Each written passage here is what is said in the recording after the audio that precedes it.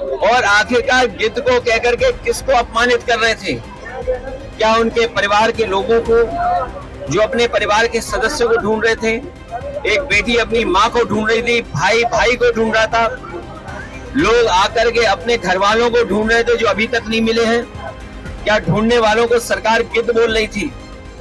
और महाकुंभ की जो व्यवस्था खराब की है उसके लिए जिम्मेदार मुख्यमंत्री खुद हैं, क्योंकि खुद ही वहां जाकर के बार बार निगरानी करते थे, निरीक्षण करते थे।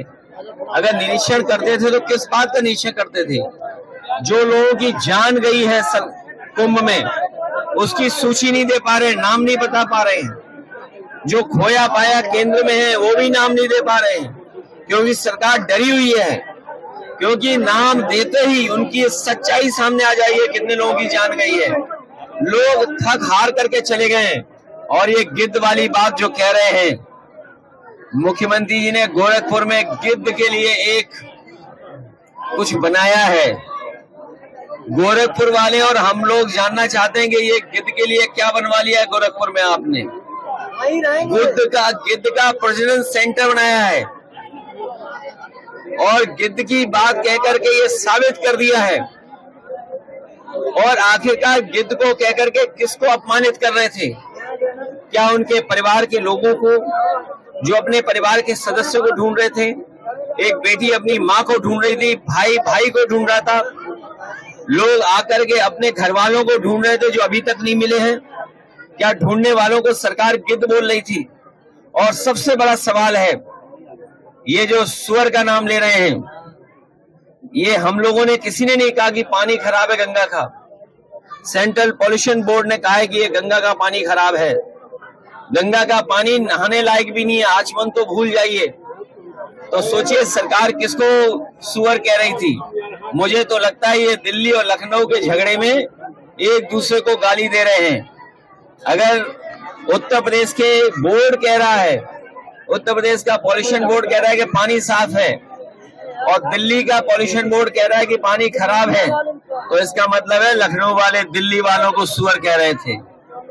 ये जिम्मेदारी किसकी है? ये जिम्मेदारी दोनों सरकारों की थी।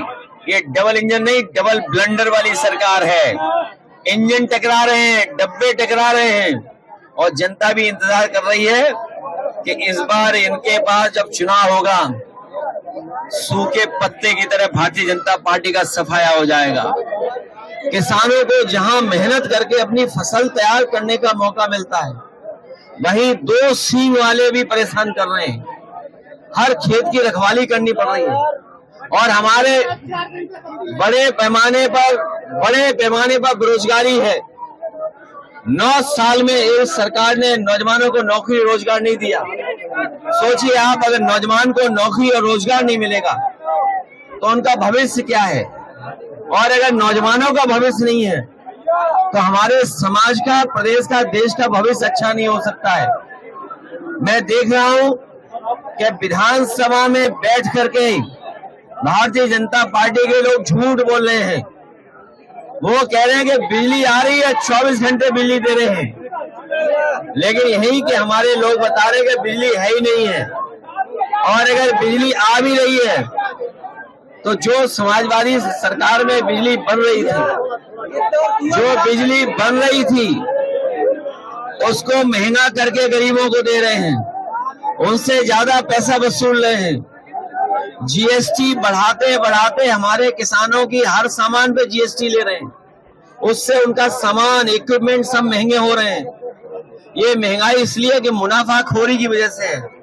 ये सरकार मुनाफा कमाना चाहती है, लाभ लेना चाहती है। और अभी तो सुनने में आ रहा है कि अमेरिका से जो अपने मित्र बताते थे राष्ट्रपति जी को, वो भी अब इनका साथ नहीं दे रहे हैं। ये लोग हमें और आपको उलझा रहे थे ट्रिलियन ट्रिलियन कह करके, ट्रिलियन ट्रिलियन कि हम ट्रिलियन ट्रिलियन की अर्थव्यवस्था बनाएंगे। लेकिन अमेरिका से राष्ट्रपति ने कह दिया कि 21 मिलियन हमने पैसा भेजा यहाँ पर, हमें आपको उलझा दिया ट्रिलियन ट्रिलियन में, और खुद 21 मिलियन पता नहीं कहां पहुंचा दिया है। कारखाने बंद होने जा रहे हैं। अभी अमेरिका से कई उद्योगपतियों को ब्लैकलिस्ट कर दिया राष्ट्रपति ने वहां के। और हमारे मुख्यमंत्री कह रहे हैं कि अंग्रेजी कौन सीखेगा कौन नहीं सीखेगा। विदेश से कारोबार कर रहे हैं, और अगर कारोबार करना है विदेश से तो अंग्रेजी आना पड़ेगा, सीखना पड़ेगा, जानना पड़ेगा। न्यूज नेशन अब व्हाट्सएप पर खबरों के ताजा अपडेट के लिए न्यूज नेशन के इस QR कोड को स्कैन करें।